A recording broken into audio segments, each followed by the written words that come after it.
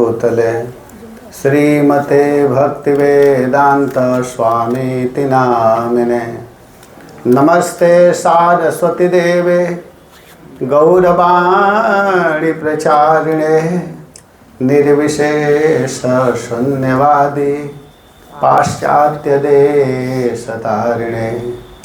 वंदेहं श्रीगुरो श्रीयुतपदकमलं श्रीगुरोन् वैष्णवांश्च श्रीरूपं साग्रजातं सहगण रघुनाथान्वितं तं सजीवं साद्वैतं सावधूतं परिजनसहितं कृष्णचैतन्यदेवं श्रीराधा कृष्णपादां सहगण ललिता श्रीविशाखान्वितांश्च। हे कृष्ण करुणा सिंधो दीनबन्धो जगत्पते गोपेश गोपिका कांत राधा कांत नमस्तुते।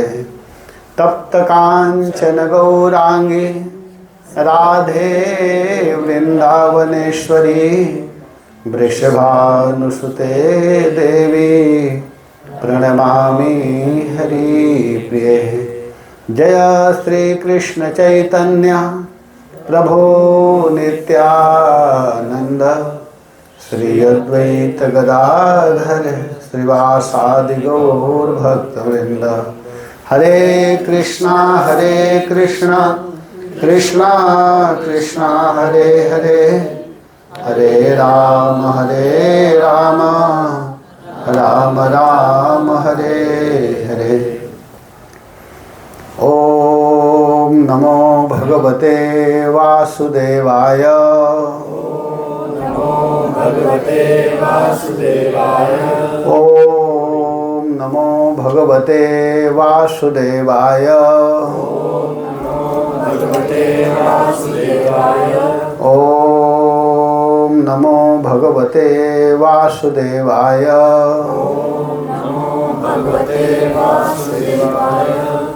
हरे कृष्णा। आप सभी वैष्णवों के चरणों में मैं प्रणाम करता हूँ। आप लोग आशीर्वाद दीजिए कि मैं भगवान के विषय में कुछ बोल पाऊँ। भगवान के कृपा से यहाँ पर भागवत कथा का आयोजन किया गया है। जब अनंत जन्मों का पुण्य एकत्रित होता है तब व्यक्ति भगवान के कथा सुनने के लिए उपस्थित होता है, क्योंकि यह जो भागवत कथा है सबके भाग्य में नहीं है। जो बड़े भाग्यशाली होते हैं उसी को कथा सुनने को मिलती है, सभी लोग नहीं सुन पाते हैं। ऐसे भले हम लोग देखते हैं सुनते हैं कि भागवत सर्वत्र किया जा रहा है, हम जब चाहें तब सुन सकते हैं, लेकिन नहीं, जब भगवान चाहेंगे और आपका पुण्य एकत्रित होगा, भाग्य का उदय होगा, तभी आप सुन पाएंगे। कल मैं बता रहा था कि सबसे बड़ा, सबसे श्रेष्ठ, सबसे महान वही व्यक्ति है जो भगवान के विषय में गाता है और भगवान के विषय में सुनता है। उससे बढ़ कर के कोई नहीं है। तो अगर हम लोग को बड़ा बनना ही है तो भगवान के विषय में सुन करके गा करके बड़ा बनना है। और बहुत अच्छा प्रभुपाद जी के कृपा से, गुरु महाराज वैष्णव के कृपा से हम लोगों को यह अवसर प्राप्त हुआ है। हम लोग ऐसे संस्था से जुड़े हुए हैं जिसमें सुनने की व्यवस्था है। प्रभुपाद ने बड़ा सुंदर नियम बनाया है, सुबह और शाम नित्यम भागवत सेवया, नित्य भागवत का सेवन कीजिए। ऐसे मैं किसी संस्था के ऊपर मैं कुछ बोलना नहीं चाह रहा हूँ, फिर भी हम लोग देखते हैं, सब जगह जाते हैं, जो अपने इस्कॉन में जो व्यवस्था है वो सब जगह नहीं है। जितना सुंदर ढंग से भगवान का श्रृंगार, भगवान की सेवा, भगवान की कथा की व्यवस्था, भगवान को भगवान के रूप में पूजा जाता है इस्कॉन में। भगवान को कैसे सेवा करनी है, कैसे उनको भोग लगाना है, किस तरह भगवान का वर्णन करना चाहिए, ये हम लोगों को अपने ही घर में देखने को मिलता है, अन्य जगहों पर नहीं मिलता है। तो वास्तव में हम लोग भाग्यशाली हैं कि ऐसे संस्था से जुड़े हुए हैं। तो आप लोग बिल्कुल सावधानी पूर्वक सुनिएगा। अभी मैं भागवत प्रारंभ नहीं किया हूँ, कल तो केवल महात्म्य के विषय में बता रहा था कि भागवत क्यों सुना जाता है, भागवत सुनने से क्या लाभ है, क्या फायदा है, इसके विषय में बताया गया है। समय बहुत कम है और प्रसंग बहुत ज़्यादा है, तो सब कथाएं यहाँ पर नहीं की जाएगी, कुछ छोड़ा जाएगा, कुछ कहा जाएगा, लेकिन सावधानी पूर्वक आप लोग ध्यान दे करके सुनिएगा। मैं कल संक्षेप में बता रहा था, तो भागवत में 12 स्कंध जो मैं कल बता रहा था, इसमें भागवत के द्वितीय स्कंध में जब हम लोग जाएंगे तो भागवत के 10 लक्षण का वर्णन किया गया है। द्वितीय स्कंध के 10वां अध्याय में सुखदेव गोस्वामी ने भागवत का 10 लक्षण बताया है। सर्ग, विसर्ग, स्थान, पोषण, ऊति, मनवंतर, ईशानु कथा, निरोध, मुक्ति और आश्रय। ते जो 10 है क्रमशः तीसरा स्कंध से प्रारंभ हो जाता है, सर्ग विसर्ग ऐसे करके। लेकिन पहला स्कंध और दूसरा स्कंध जो है, तो पहला स्कंध अधिकारी है और दूसरा जो है वो साधन है। प्रथम स्कंध जो है उसको अधिकारी कौन है? महाराज परीक्षित। प्रथम स्कंध में ही महाराज परीक्षित को श्राप आदि लगेगा और वे गंगा तट पर जाकर के सुनने की इच्छा व्यक्त करेंगे भागवत के विषय में। तो सबसे बड़े अधिकारी महाराज परीक्षित हैं, जिसका वर्णन प्रथम स्कंध में किया गया है। और जो द्वितीय स्कंध है उसमें साधन, किसके माध्यम से हम लोग भगवान को समझ सकते हैं। बिल्कुल सावधानी पूर्वक आप लोग ध्यान देना, यहाँ पर जो बताया जा रहा है कि महाराज परीक्षित जैसे राजा, जो धर्मात्मा राजा हैं, जिनको श्राप लगा हुआ है, वे बड़े दुखी हैं, लेकिन जब जिज्ञासा किए तो उनको उपाय बताया गया कि क्या करने से आप भगवान को प्राप्त कर सकते हैं। इस बात को द्वितीय स्कंध में कहा गया है, साधन। किस साधन के आश्रय स्वीकार करेंगे तो आप भगवान को प्राप्त करेंगे। और तीसरा स्कंध में सर्ग का वर्णन है, चौथा स्कंध में विसर्ग का वर्णन है, विसर्ग।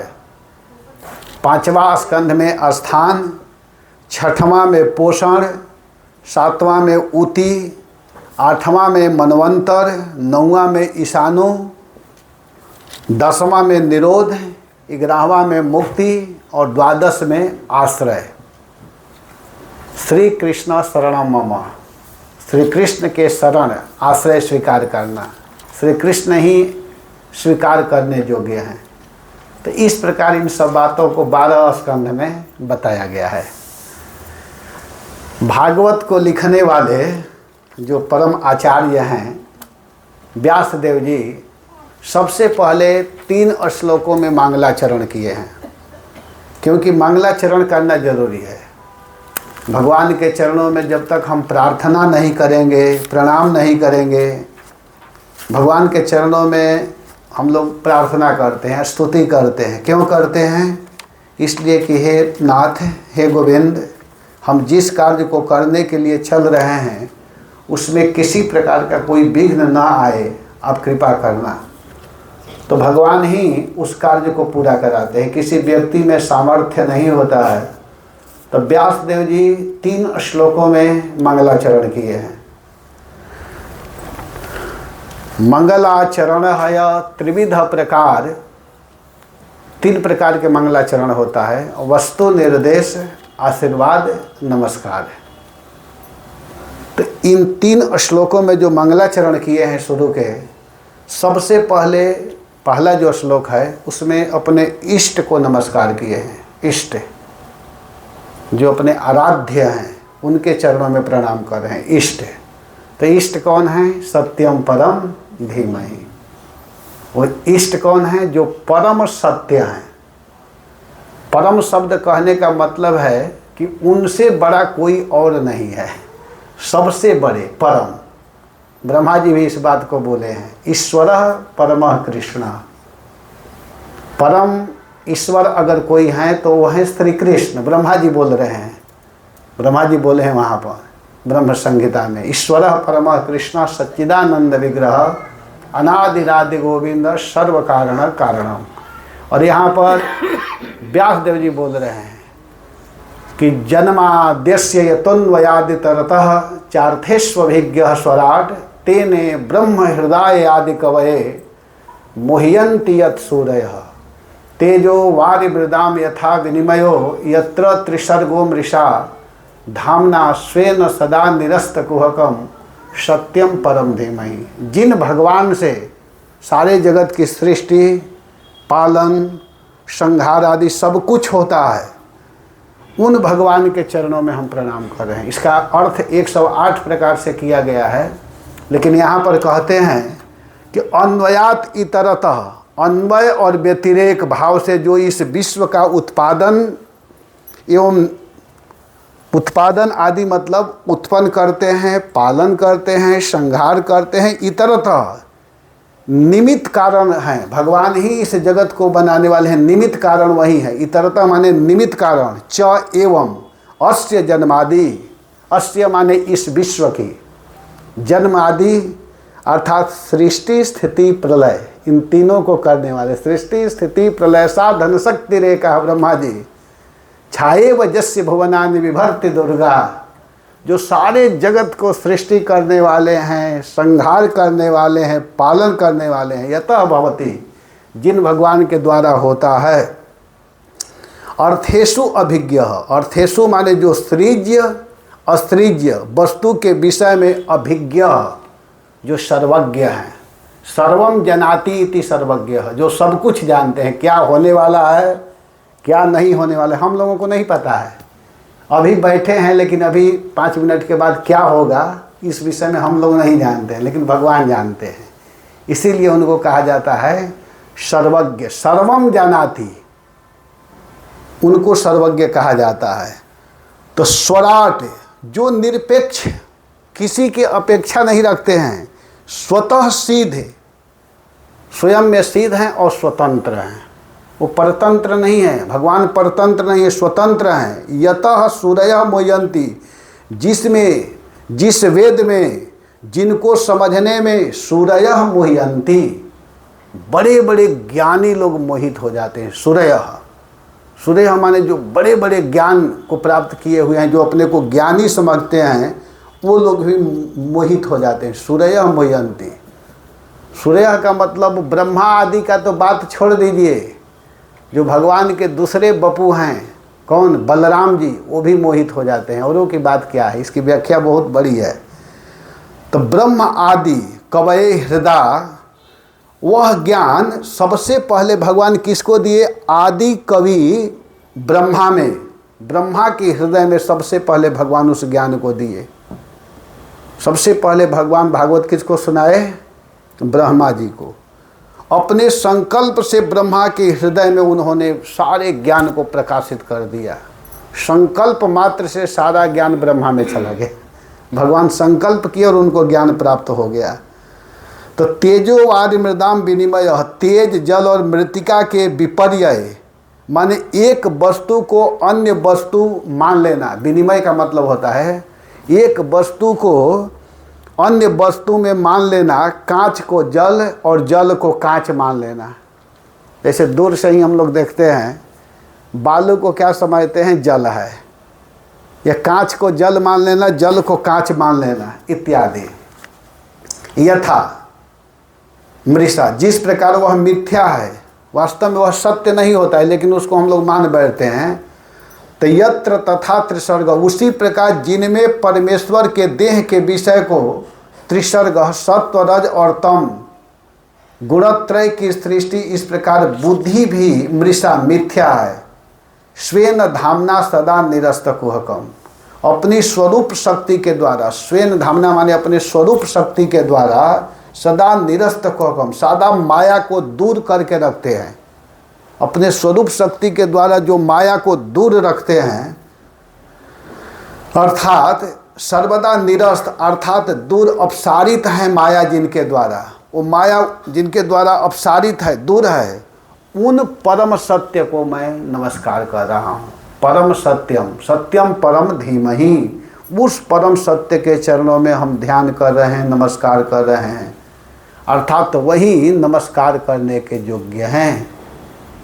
बहुत कठिन श्लोक है, लेकिन इसलिए मैं इसका अर्थ किया कि पहला श्लोक है, तो मैं सोचा कि इसको थोड़ा सा बता देता हूँ। इसके बाद दूसरे श्लोक में, तो पहला श्लोक में व्यासदेव जी इष्ट के चरणों में प्रणाम किए हैं, और जो दूसरा श्लोक है उसमें वस्तु निर्देश का वर्णन किया गया है। वस्तु निर्देश माने क्या है? अरे धर्म प्रोजित कैतवोत्र परमो निर्मत शराणाम सताम वेद्यम वास्तवमत्र वस्तु शिवदम तापत्रयोन्मूलनम श्रीमद्भागवते महामुनिकृते किम वा परैरीश्वर सद्यो हृदयवरुध्यतेऽत्र कृतिभिः शुश्रूषुभिस्तत्क्षणात्। इसके विषय में कह रहे हैं कि यह जो श्रीमद् भागवतम है, धर्मः प्रोजित कैतवोत्र परमो, महामुनि श्री नारायण के द्वारा, यह भागवत नारायण के द्वारा प्रकाशित है। सच पूछिए तो भगवान के द्वारा प्रकाशित है, और इस श्रीमद् भागवत में किसी प्रकार का मात्सर्य नहीं है, मत्सर से हीन है। मत्सर से हीन सज्जन पुरुषों के आचरण करने योग्य धर्म, अर्थ, काम तथा मोक्ष को भी वासना से रहित सर्वश्रेष्ठ धर्म का निरूपण इसमें किया गया है। इस भागवत में किसी प्रकार का कोई मात्सर्य आदि है ही नहीं इसमें, क्योंकि इसको अगर कोई पढ़ेगा और सुनेगा तो उसके तीनों प्रकार का जो ताप है उसको जड़ से समाप्त करने वाला श्रीमद् भागवतम है। अगर वास्तव में कोई इसका श्रवण करे और पठन करे तो उसमें ये सब ताप नहीं रहेगा। परम कल्याणकारी है। वास्तव अर्थात परार्थ भूत वस्तु की जानकारी इस श्रीमद् भागवत में बताई गई है। परमार्थ है, जो परार्थ वस्तु है, जिससे बढ़ करके कुछ भी नहीं है, उसका वर्णन इसमें किया गया है। दूसरे शब्दों में शास्त्रों में कहे गए साधनों के आचरण से क्या परमेश्वर श्री कृष्ण साधक के चित्त में आकर के अवस्थान करते हैं? तो नहीं करते हैं। किंतु इस श्रीमद् भागवत में वर्णित धर्म का अगर कोई आचरण करता है, जो इस श्रीमद् भागवत में जिस धर्म का वर्णन किया गया है, इसका अगर कोई आचरण करता है तो आचरण करने मात्र से जब ही इसको सुनने का इच्छा करता है, इसका आचरण करने लगता है, भगवान तुरंत उसके हृदय में आकर के बैठ जाते हैं। ये विशेषता है इस भागवत की। अर्थात वस्तु निर्देश रूप मंगलाचरण यहाँ पर किया जा रहा है कि श्रीमद् भागवतम के असाधारण महात्म के साथ प्रतिपादित वस्तु का वर्णन इसमें हुआ है। तो यहाँ महामुनि शब्द आया है। महामुनि समुनिर्भूत्वा समचित्यादि इति, यहाँ जीव गोस्वामी क्रम संदर्भ में लिखे हैं कि समस्त मुनियों के उपास्य। महामुनि का मतलब यहाँ पर है कि समस्त मुनियों के उपास्य, अतः महामुनि। तो अतः महामुनि माने यहाँ भगवान के लिए कहा जा रहा है कि भगवान श्री नारायण से चतुश्लोकी भागवत ब्रह्मा जी ने प्राप्त किया है, और भगवान नारायण किसी पुराण को प्रकाशित नहीं किए, अतः श्रीमद् भागवत की यह सर्वश्रेष्ठता है। प्रोजित कैतव अत्र, इसमें श्रीमद् भागवत में से धर्म, अर्थ, काम, मोक्ष आदि वासना रूप धर्म को उचित फेंक दिया गया है। धर्म, अर्थ, काम आदि में स्वसुख प्राप्ति की कामना एवं मुक्ति में स्व दुख निवारण की कामना रहती है। तो तापत्रयोन्मूलनम, माया जनित तापों को जड़ से उखाड़ फेंक दिया गया है। वास्तव वस्तु का मतलब है कि अद्वय ज्ञान, तत्व ब्रजेंद्र नंदन जो अद्वितीय अनपेक्ष सर्वाश्रय हैं, उन भगवान का वर्णन इसमें किया गया है।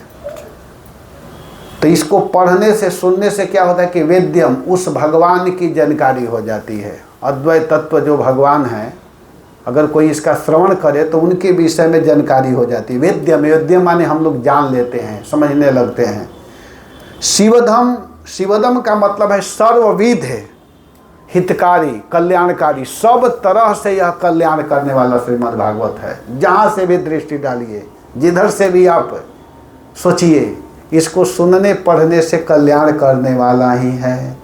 और कृति भी माने सुकृतिवान, पुण्यवान, जो महत कृपा, गुरु कृपा के द्वारा पूर्ण निष्ठा विश्वास के साथ कृष्ण से अपना संबंध स्थापित करना चाहता है। गुरु परंपरा में रह करके गुरु कृपा से जो संबंध प्राप्त करना चाहता है, संबंध स्थापित करना चाहता है, ऐसे भक्ति प्राप्त व्यक्ति के श्रीमद् भागवत श्रवण की इच्छा मात्र करने से, अगर कोई व्यक्ति परंपरागत है, आचार्यों के द्वारा अगर इसको सुनने का इच्छा व्यक्त करता है, सुनता है, तो ऐसे सुनने से, ऐसे आचार्यों के द्वारा सुनने मात्र से क्या हो जाएगा कि हृदय अवरुध्यते, भगवान उसके हृदय में आकर के विराजमान हो जाते हैं। सबके द्वारा सुनने से नहीं होता है, ये ध्यान देना है आप लोग। जैसे भागवत सब लोग सुनते हैं, कराते हैं, बहुत लोग भागवत कराते हैं, सुनते हैं, लेकिन जिस रूप में भागवत होना चाहिए, सुनना चाहिए, लोग सुनते हैं न कराते हैं। 2005 की घटना है।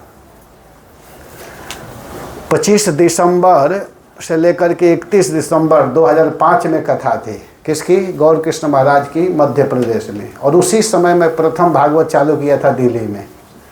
मेरी प्रथम कथा हो रही थी दिल्ली पंजाबी बाग में, 2005 की बात है। और वो करने गए थे खारघर, मध्य प्रदेश में है जगह, वहाँ। तो जब कथा किए तो एक पत्रकार आया, खरगोन में, हाँ खरगोन मध्य प्रदेश में है, समीक ऋषि प्रभु का वो गांव है, वहीं करा रहे थे। तो वहाँ पत्रकार लोग आए पूछने के लिए उनसे कि महाराज आप यह बताइए कि जहाँ तहाँ भागवत होती है, बहुत लोग कथा करते हैं, बहुत लोग सुनते भी हैं, लेकिन लोगों का कल्याण क्यों नहीं होता है? प्रश्न किया पत्रकार। तो महाराज उत्तर दिए कि इसका कारण तुम लोग हो। पत्रकारों से बोले कि इसका कारण आप लोग हो। तो हम लोग कैसे हैं स्वामी जी, आप हम लोग पर आक्षेप कर रहे हैं? तो मैं बिल्कुल सत्य बोल रहा हूँ। जिसको प्रसारित करना चाहिए, जिसको प्रचार में बताना चाहिए, उसको तो तुम लोग करते नहीं हो, और जो गलत चीज़ है उसको दिखाते हो, और दिखाते हो तो लोग उसी को देख देख करके याद रखते हैं। और दूसरी बात, क्या पूछ रहे हो कि क्यों नहीं कल्याण होता है? जहाँ तहाँ भागवत कथा हो रही है, बहुत लोग करा रहे हैं, बहुत लोग सुन रहे हैं, तो क्यों नहीं कल्याण हो रहा है? कि इसलिए नहीं हो रहा है कि कहने वाला भी सही ढंग से नहीं कहता और सुनने वाला भी नहीं सुनता है।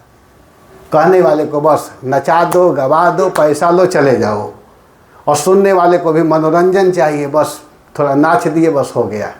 भागवत में क्या है इससे कोई लेना देना नहीं है।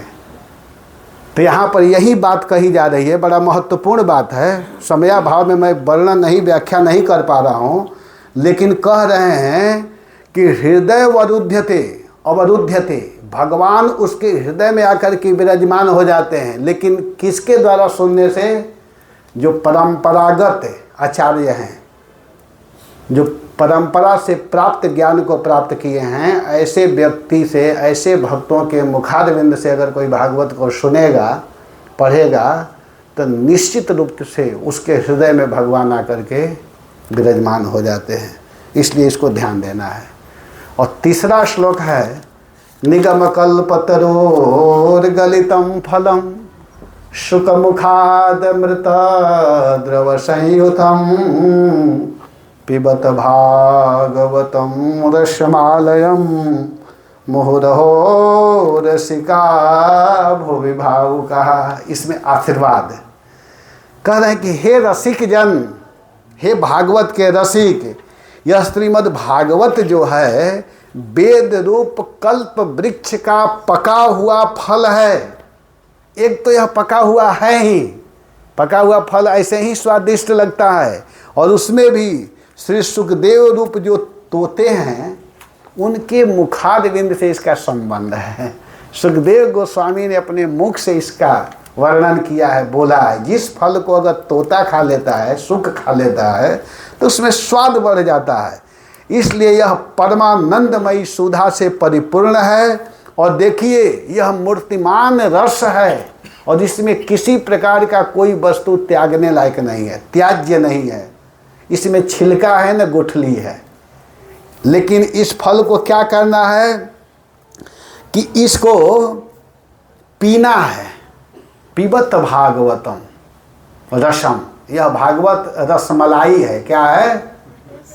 क्या है? रसगुल्ला नहीं है, ये क्या है? रसमलाई है। रसगुल्ला और रसमलाई में अंतर क्या है मालूम है? बताइए, आप लोग जानते होंगे। रसगुल्ला को खाना पड़ता है, रसमलाई ना। रसगुल्ला और रसमलाई में अंतर यह है कि रसगुल्ला में रस को फेंक दिया जाता है, केवल गोला खाया जाता है कि नहीं? बहुत लोग निचोड़ देते हैं रस को। बहुत लोग ऐसे हैं, उसमें मैं भी हूँ, कि जब आता है तो उसका सारा रस को फेंक देते हैं, गोला खाते हैं और उसको खाने में कोई रस नहीं लगता है। लेकिन रसमलाई जो है, रस को भी चाट चाट करके समाप्त कर देते हैं, कुछ भी फेंकते नहीं है उसमें, रसमलाई में। यह भागवत रसमलाई है। रसमालयम लिखा भी गया है ना, रसमालयम। ये कहीं से भी छोड़ने लायक नहीं है। इसको कहीं से भी देखिए, केवल रस ही रस है, रस ही रस है। इसलिए इस दिव्य रस को बारंबार, एक बार नहीं, मुहु रहो, मुहु मुहु माने बारंबार इसको पीना है, पान करते रहो। और यह रस कहाँ उपलब्ध है? देखिए, हम लोग कितने भाग्यशाली हैं। भूवि, भूवि माने इस पृथ्वी पर उपलब्ध है। हम लोग बड़े भाग्यशाली हैं। यह सुलभ है, पृथ्वी पर ही सुलभ है। इसलिए भैया इसका पान कीजिए और अपने जीवन को धन्य बनाइए। इस प्रकार अति संक्षेप में मंगलाचरण है यह त्रिविध प्रकार, वस्तु निर्देश, आशीर्वाद, नमस्कार।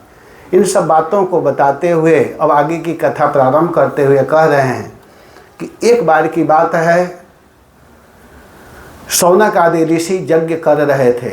उनके सभा में सूत गोस्वामी का आगमन हुआ।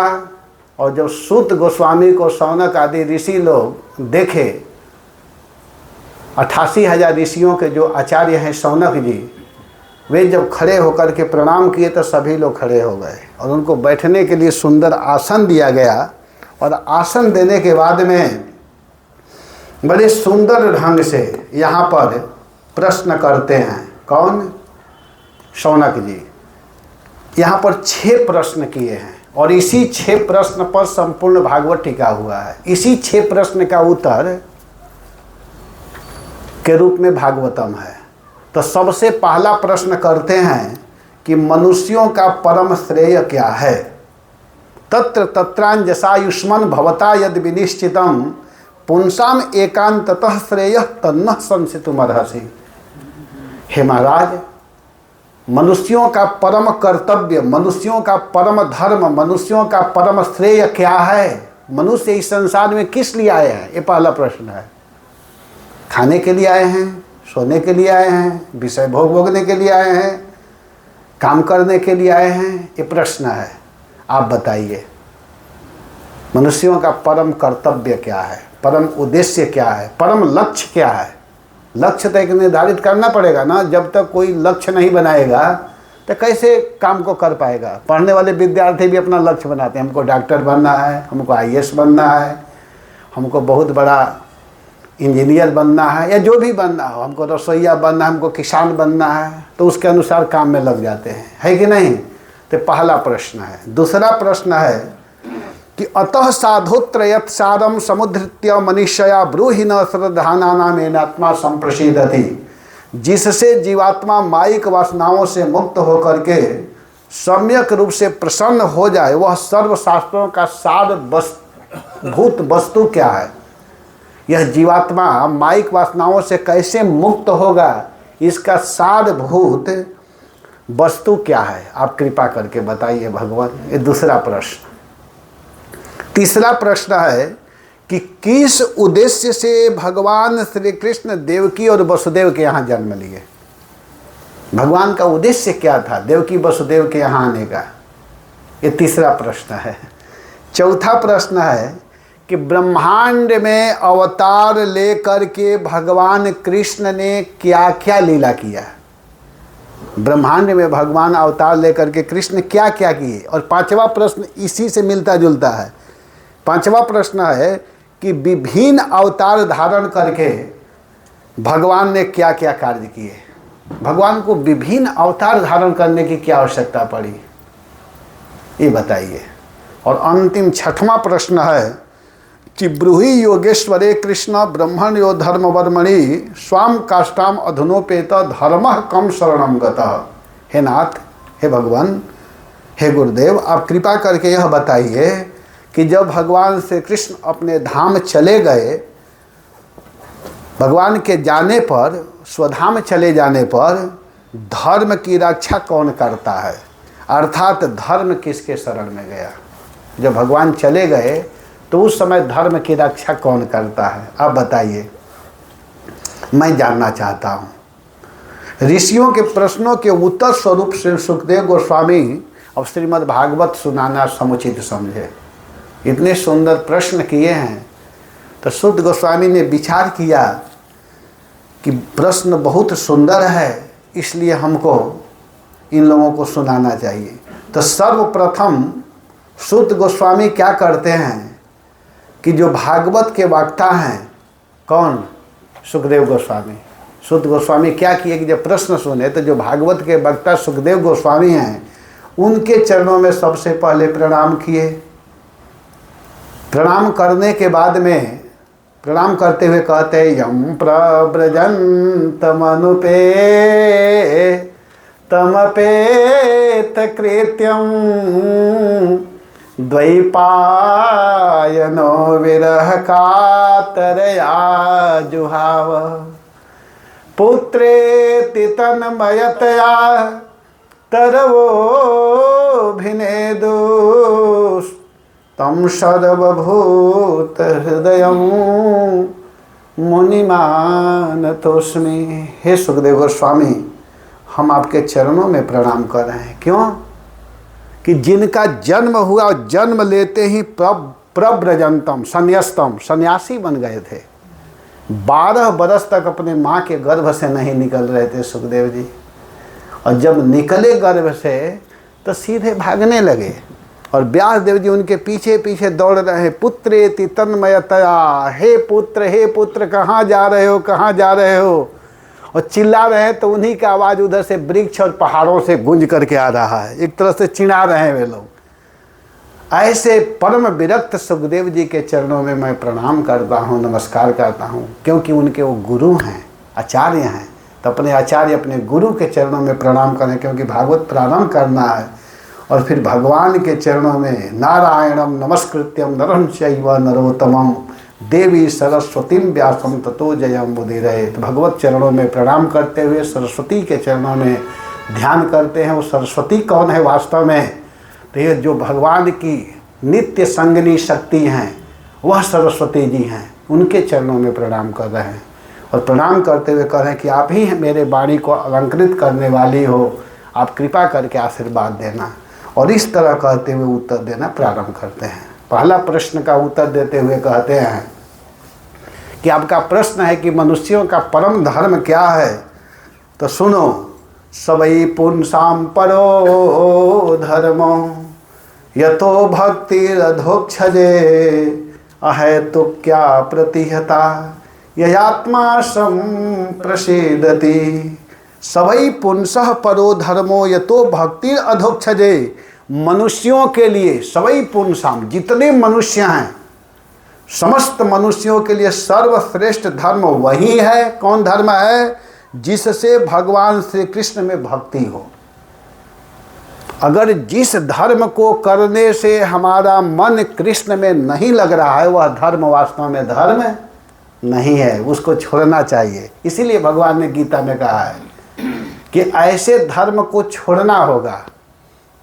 परम धर्म को स्वीकार करने के लिए लौकिक धर्मों को छोड़ना पड़ेगा। कोई प्रश्न कर सकता है कि धर्म को अगर हम निर्वहन नहीं करेंगे तो हम पर दोष लगेगा। तो भगवान कहे हाँ दोष तो लगेगा, लेकिन चिंता करने की आवश्यकता नहीं है, मैं देख लूँगा। तो यहाँ पर कह रहे हैं कि श्री कृष्ण में भक्ति हो, और भक्ति भी ऐसी होनी चाहिए जिसमें किसी प्रकार की कोई चाह न हो, कामना न हो। कामना से युक्त होकर के भक्ति नहीं करनी है कि थोड़ा सा कुछ लाए, ओम जय जगदीश हरे, सारा सुख संपत्ति दे दो, ये सब नहीं।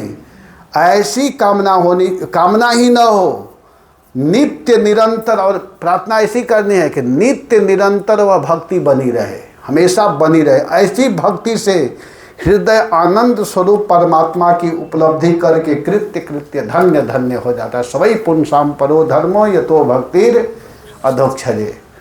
भगवान की भक्ति ऐसी होनी चाहिए जिसमें किसी प्रकार का कोई कामना ना हो, और भक्ति ऐसी बनी रहे कि नित्य निरंतर बढ़ती रहे। ये नहीं कि आज जो किए उससे कल कम होना चालू हो जाए, ऐसी भक्ति को नहीं कहा गया है। भक्ति ऐसी करनी है, अर्थात धर्म का ठीक ठीक अनुष्ठान करने पर भी यदि मनुष्य के हृदय में भगवान की लीला कथाओं के प्रति अनुराग का उदय न हो तो कहा गया है कि वह श्रम एवं ही केवलम, केवल आप मेहनत किए, उसका कोई भी फल नहीं हुआ। तो इन सब बातों को बता रहे हैं कि मनुष्यों का परम धर्म यही है कि भगवान का भजन किया जाए। यह जीवन केवल एकमात्र भगवान की भक्ति के लिए मिली हुई है। मनुष्य जीवन केवल भगवान का भजन करने के लिए मिला हुआ है। अन्य जीवन में हम लोग बहुत काम कर चुके हैं। यह मानव जीवन केवल भगवान के नाम जपने के लिए, प्रचार करने के लिए, भक्ति करने के लिए, इन सबों के लिए मिला हुआ है। तो इसको हम लोगों को करना है, और आप लोग करते भी हैं, लेकिन इसको ऐसा करना है कि नित्य निरंतर बढ़ती रहे, ये ध्यान देना है। इन सब बातों को बताते हुए फिर प्रश्न किए हैं कि भगवान अनेक अवतार क्यों लिए, अनेक अवतार लेने का क्या प्रयोजन है। तो इस कथा को सुनाते हुए यहाँ पर सुत गोस्वामी कहते हैं कि देखो, भगवान ऐसे तो भगवान के अनंत अवतार है, केवल 24 अवतार ही नहीं है, लेकिन भागवत में 24 अवतार का वर्णन किया जा रहा है।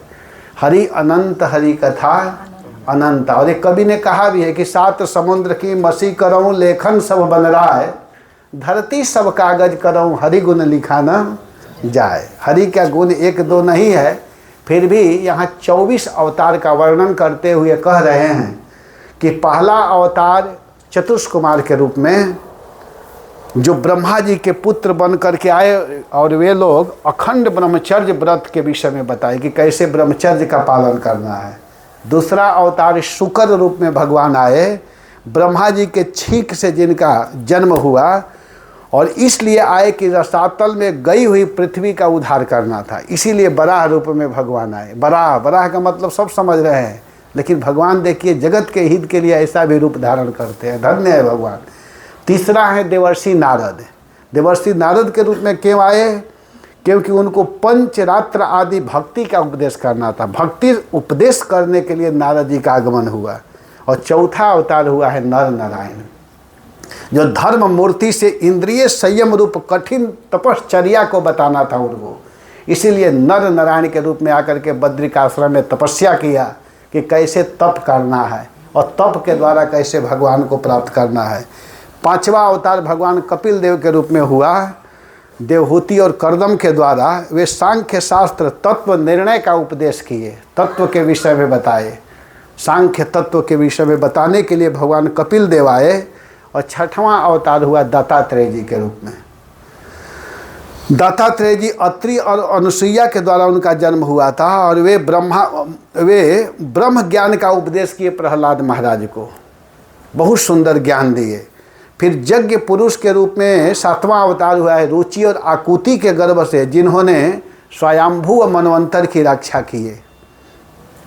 8वां अवतार हुआ है भगवान ऋषभ देव के रूप में, जो नाभि और मेरु देवी के द्वारा जिनका जन्म हुआ है, जिन्होंने परमहंस मार्ग का प्रवर्तन किया, परमहंस मार्ग।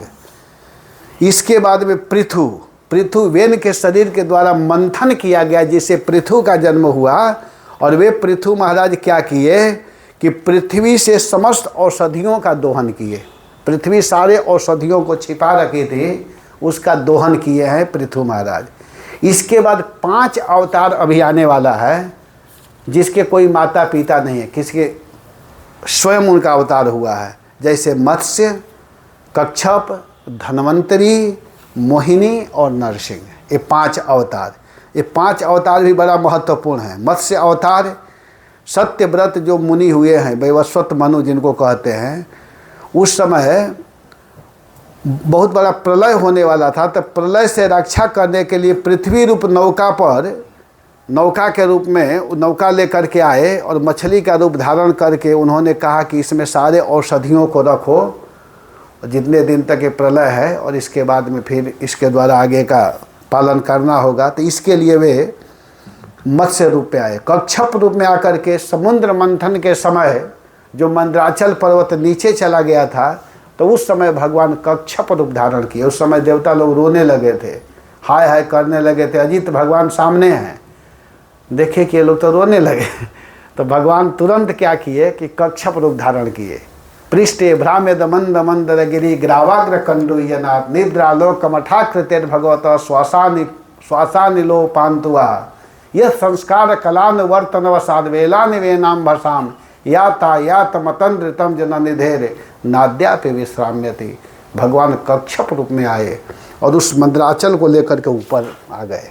और जब मंदराचल किया जा रहा था, मथा जा रहा था, तो भगवान को आनंद आ रहा है। जैसे किसी के शरीर में खुजली हो और कोई धीरे धीरे खुजलाए तो उनको नींद आती है, वैसे ही भगवान सो रहे हैं। क्या आनंद पूर्वक इस लीला को कर रहे हैं, बड़ा मधुर लीला है। तो इस प्रकार भगवान कच्छप रूप धारण किए। 12वां अवतार धन्वंतरी के रूप में आए, समुद्र मंथन के समय अमृत के कलश लेकर के जो आए थे। और 13वां अवतार मोहिनी के रूप में दैत्यों को मोहित करके देवताओं को अमृत का पान कराने के लिए भगवान मोहिनी रूप धारण कर लिए, स्त्री का रूप धारण किए। और 14वां अवतार है नरसिंह, अपने भक्त प्रहलाद के लिए भगवान खम्भ से प्रकट हो गए। 15वां अवतार बामन के रूप में हुए, बलि महाराज के यहाँ आए। बामन बनकर कृष्ण मुरार पधारो बलि राजा के द्वार, बलि महाराज के यहाँ गए बामन बन करके।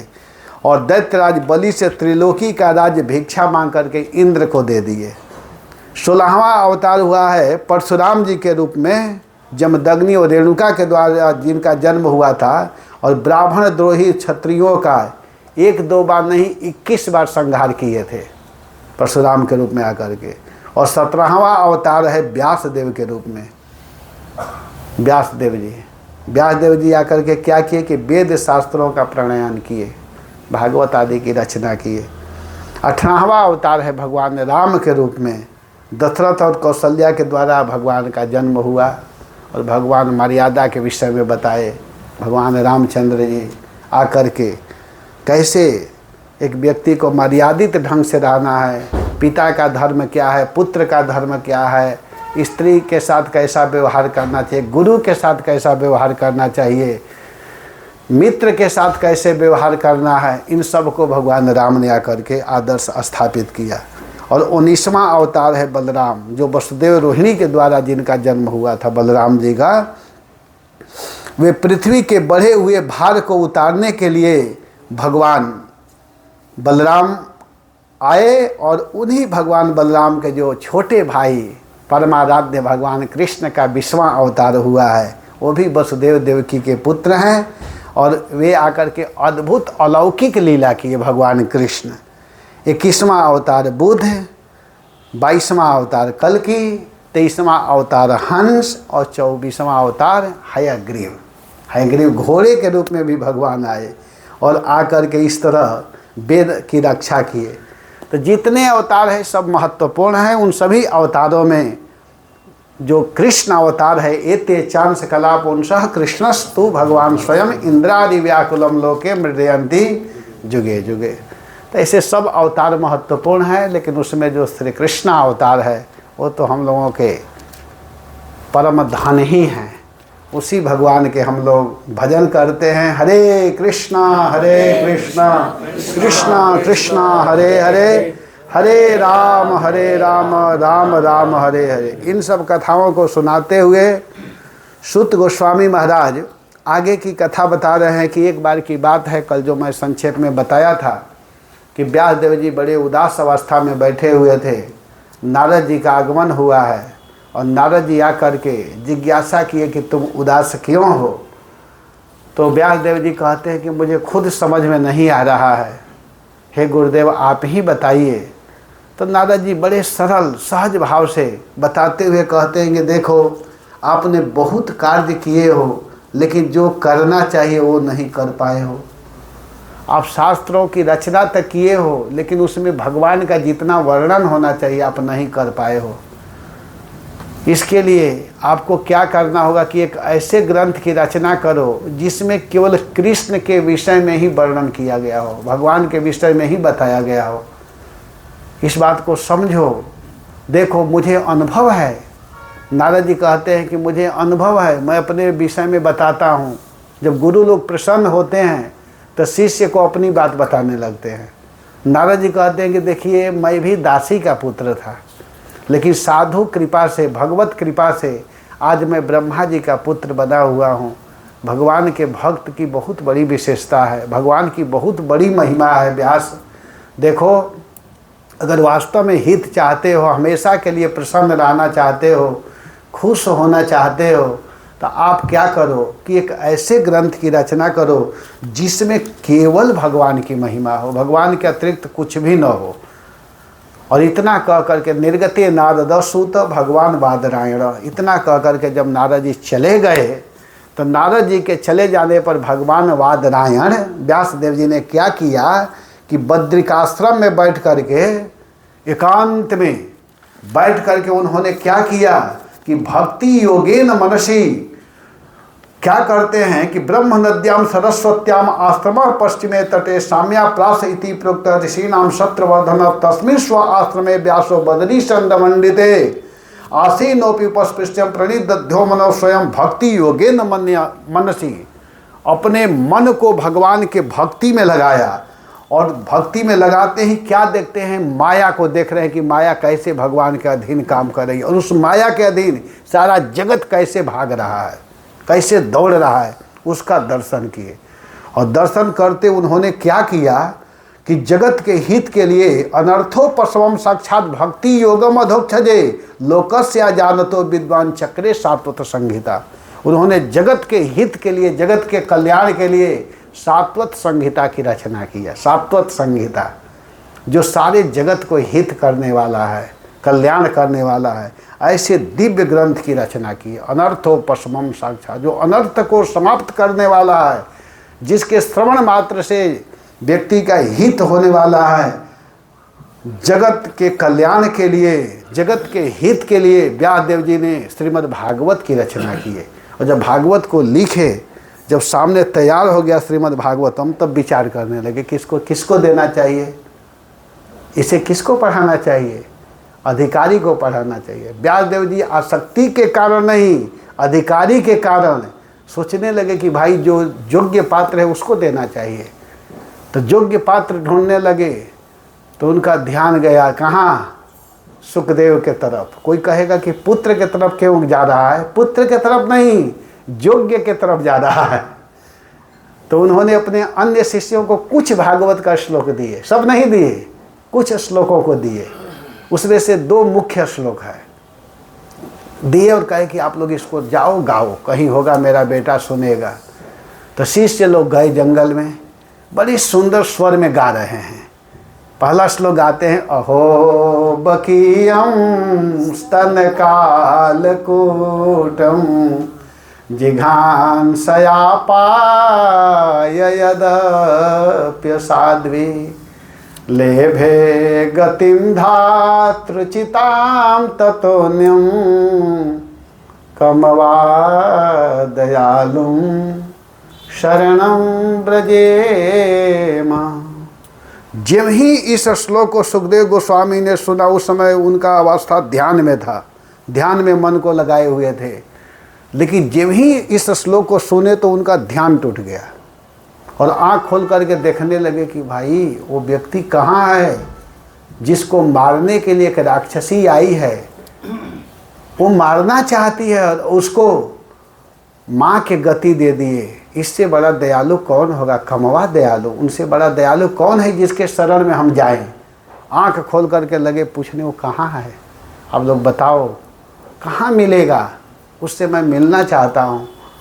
तब दूसरा श्लोक बोलते हैं, बरहा पीडम नटवर वपुः कर्णयो कर्णिकारम बिभ्रद वासः कनक कपिशम वैजयंतीम श्यामालाम रंध्राण वेणोर अधर सुधया पूरयन गोप वृंदई वृंदारण्यम स्वपद रमणम प्राविशद गीत कीर्ति।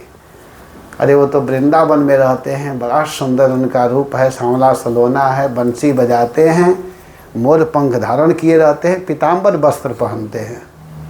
अगर उनसे मिलना है तो भाई यही एड्रेस है। तो कहे कि हमको ले चलो ना, तो कहे हाँ इसी के लिए तो हम लोग आए हैं, चलिए।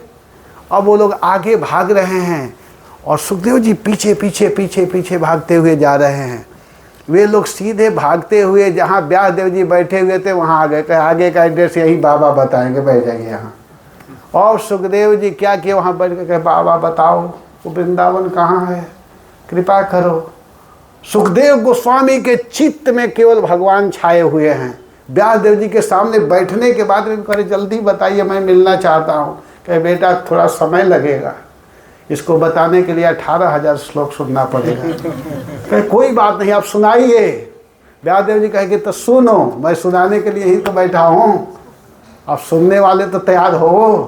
कहे हाँ हाँ मैं सुनूंगा। और व्यासदेव जी कहना चालू, और इतने सुंदर ढंग से सुनाए। और सुखदेव जी ने इतना अच्छा ढंग से सुना, श्रवण किया कि सुखदेव गोस्वामी जहाँ भी चलते थे भागवत को ही गाते थे, गुनगुनाते रहते थे, भागवत के श्लोकों पर विचार करते थे। यहाँ पर सुत गोस्वामी महाराज कहते हैं कि सुखदेव गोस्वामी कोई साधारण व्यक्ति नहीं है। आत्मा रामश्च मुदय निर्ग्रंथा पेरुक्रमे कुर्वांति अहेतुकीम भक्तिम इथम भूत गुणो हरि। भगवान का जो गुण है इतनी महिमा वाली है, भगवान का इतना महत्वपूर्ण गुण है कि क्या कहा जाए। आत्मा रामश्च मुनय, जो आत्मा राम में रमण करने वाले सुखदेव गोस्वामी हैं, वो भी भगवान के महिमा को हरि के विषय में सुने। तो आत्मा राम वाले सुखदेव गोस्वामी भाग करके भागवत में रमण करने लगे, भागवत में ही रमण करने लगे। तो जैसे सुखदेव गोस्वामी की महिमा है वैसा ही सुत गोस्वामी कहते हैं कि सुनने वाला जो परीक्षित है वो भी कम नहीं है। जैसा वक्ता वैसा श्रोता। तो इन बातों को बताते हुए परीक्षित महाराज के विषय में बताते हैं कि परीक्षित जानते हैं कौन है? परीक्षित अभिमन्यु के लड़के हैं। और परीक्षित महाराज के माँ का नाम है उत्तरा। उत्तरा के गर्भ से उनका जन्म हुआ है। एक कथा है, महाभारत की कथा है, इसमें भी बहुत सुंदर है। लेकिन मैं बताता हूँ कि जब महाभारत युद्ध लगभग समाप्त हो चुका था, समाप्ति ही हो गया था, तो हुआ क्या कि एक दिन अब दुर्योधन का पैर टूटा हुआ है, उसको खुश करने के लिए अश्वत्थामा क्या किया कि सोए हुए पांडवों के 5 पुत्रों को जा करके मार करके ला दिया, सिर को काट करके लाया। और दुर्योधन जब देखा तो बड़ा उसको गुस्सा आया, कहा कि बड़ा मूर्ख हो, तुमको ऐसा नहीं करना चाहिए था, तुम बहुत गलत किए हो। वो तो खुश करने के लिए किया और उल्टे दुखी हो गया दुर्योधन, तो उसको अच्छा नहीं लगा। अब वो क्या किया कि दुखी हुआ। और उधर जब अर्जुन को पता चला कि मेरे पुत्रों को मार करके वो ले गया है, तो अर्जुन जी जब आते हैं, द्रौपदी महारानी उस समय रो रही थी, तो अर्जुन जी कहे कि आप चिंता मत करो, रो मत, मैं उस दुष्ट को पकड़ करके मार करके लाता हूँ, आप चिंता मत कीजिए। तो अर्जुन जी गए और अर्जुन जी जा करके उसको पकड़ करके लाते हैं। ऐसे ला रहे हैं जैसे कोई पशु को बांध करके लाता हो।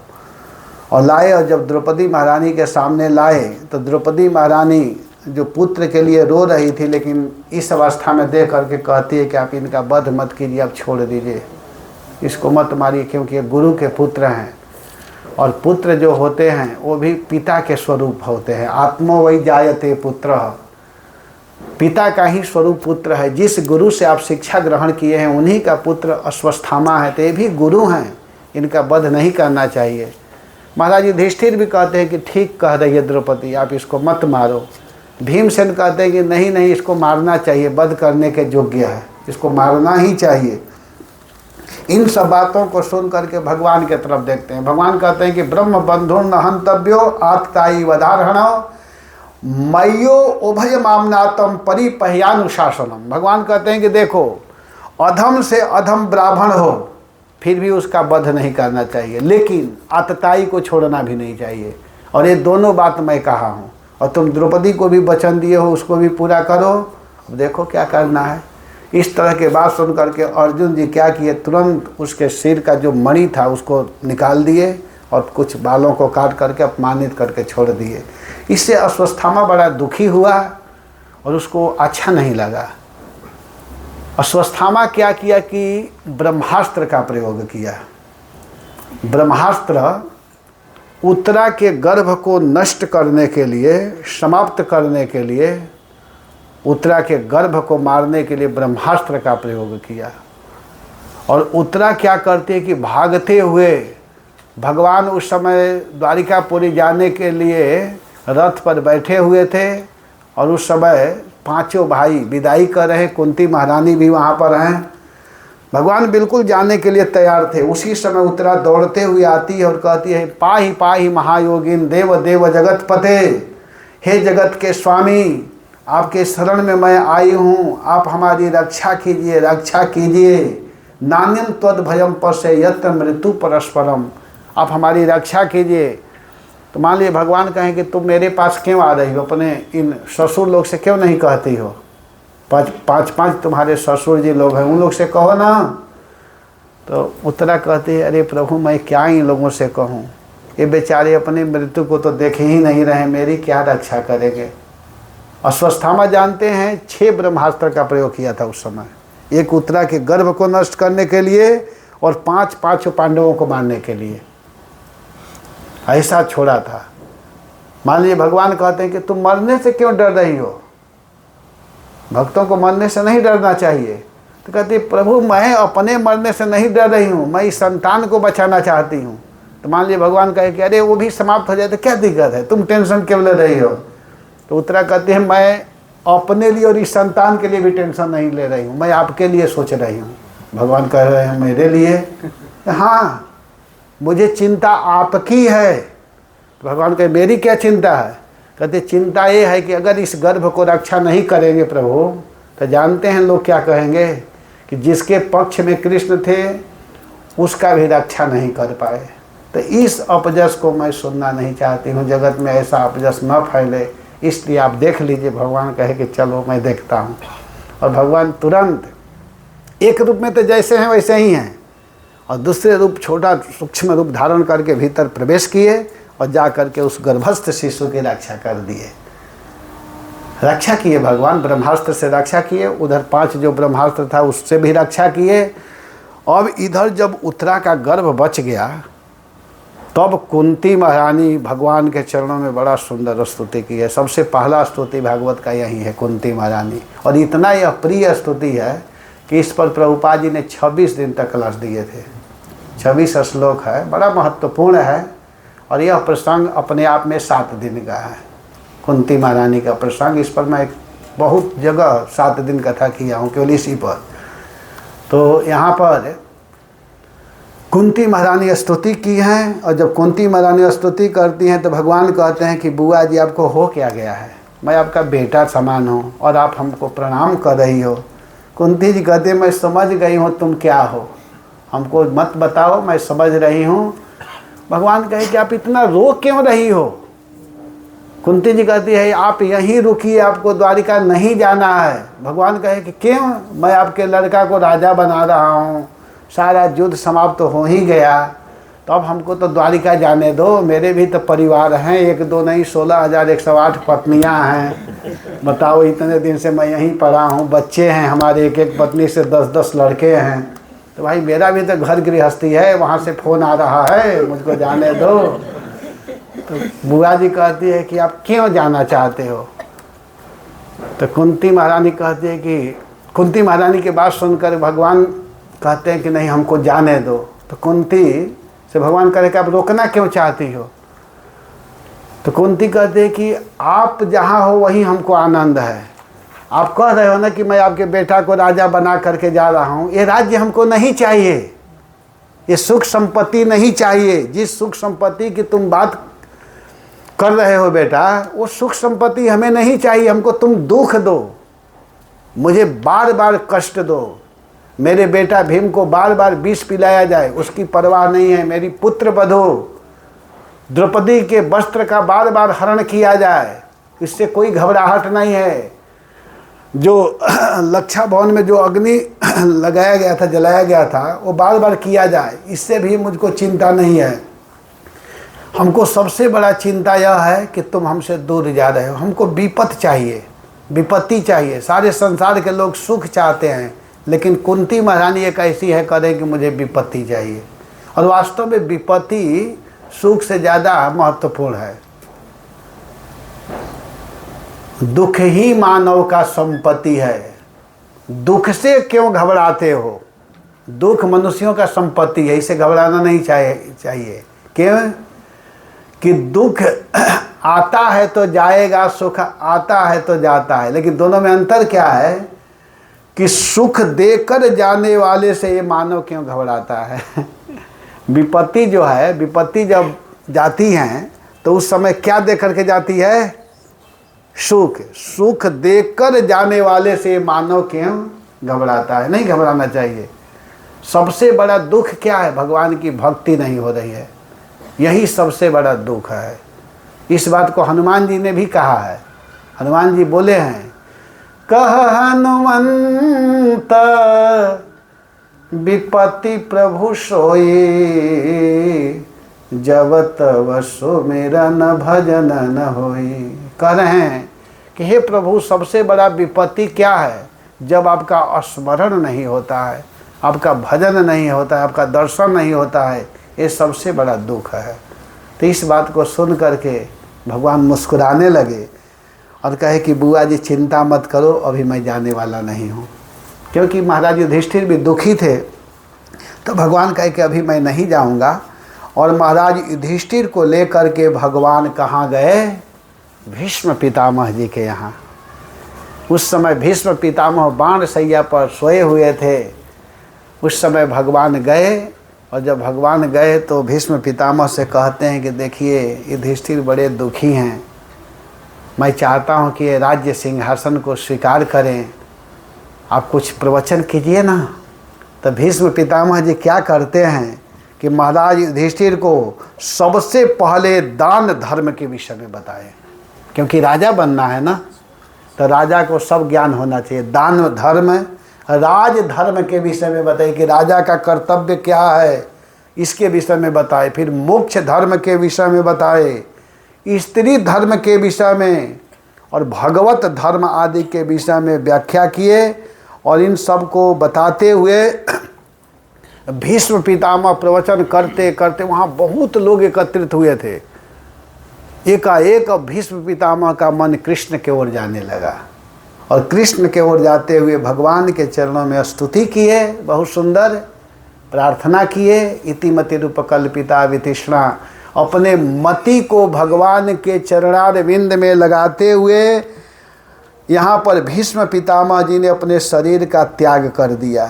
जब भीष्म पितामह शरीर का त्याग किए तो उस समय की स्थिति यहाँ पर वर्णन करते हुए बता रहे हैं कि कृष्णम एवं भगवती मनोवाग दृष्टि वृत्ति भी आत्मयात्मान नमावेश्य स्वंत श्वास उपारमत। उस समय ऐसी स्थिति हुई जब अपने शरीर का त्याग किए तो वहाँ पर जितने लोग उपस्थित थे सभी लोग शांत हो गए। कैसे शांत हो गए? जैसे शाम के समय पक्षियाँ आकाश से पुष्पों की, जैसे शाम को पक्षियाँ शांत हो जाती है, वैसे ही सभी लोग शांत हो गए। और उस समय आकाश से देवता लोग पुष्प की बारिश करने लगे, दुंदुभिया बजने लगी। तुष्टो मुनभि हृष्टा कृष्ण तद्गुह्य नाम भी ततस्ते कृष्ण हृदया स्वस्त्रमान प्रपयो पुनः। और इस प्रकार भीष्म पितामह ने भगवान के चरणों में अपने मन को लगाते हुए अपने शरीर का त्याग कर दिया। अब इधर महाराज युधिष्ठिर राजा बन गए और भगवान श्री कृष्ण वहाँ से हस्तिनापुर से द्वारिकापुरी के लिए प्रस्थान किए। फिर जब भगवान कृष्ण जा रहे थे तब महाराज युधिष्ठिर अपने भाई अर्जुन को भगवान के साथ में भेजे और द्वारिका में जाते समय कृष्ण का बड़ा सुंदर स्वागत हुआ है। हस्तिनापुर की स्त्रियां बहुत सुंदर स्वागत करते हुए सब लोग उनके गुणों का वर्णन किया गया है। भगवान कुरु जांगल पंचाल सूरसेन प्रदेश ब्रह्मवर्त कुरुक्षेत्र मत्स्य सारस्वत मरुधन्वन इन राज्यों को पार करते हुए द्वारिकापुरी में भगवान कृष्ण पहुँचे और वहाँ पर जब गए तो उनका बड़ा सुंदर स्वागत हुआ भगवान का। और इधर क्या होता है कि महाराज परीक्षित का जन्म होता है और जब महाराज परीक्षित जन्म लेते हैं तो परीक्षित चारों तरफ देख रहे हैं कि वो व्यक्ति कहाँ है जो मेरा गर्भ में रक्षा किया था। चारों तरफ देखने के कारण ही उनका नाम पड़ा परीक्षित। परितः इक्षिता इति परीक्षित।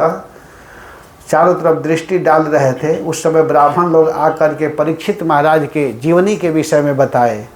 महाराज युधिष्ठिर पूछने लगे कि बताइए इस बच्चा का क्या भविष्य है।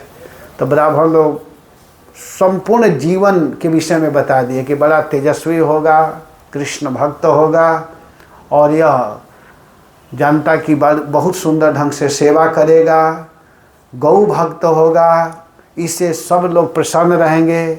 लेकिन अंत में क्या होगा कि एक महात्मा के चरणों में थोड़ा सा अपराध करेगा जिसके कारण उसको श्राप लगेगा और उससे इसकी मृत्यु होगी। इतना सुनते ही महाराज युधिष्ठिर बिल्कुल दुखी हो गए। तो कहते नहीं नहीं, दुखी होने की जरूरत नहीं है, वो भगवान की कथा सुनेगा और भगवत कथा सुन करके भागवतम का श्रवण करेगा और भगवान को प्राप्त कर लेगा।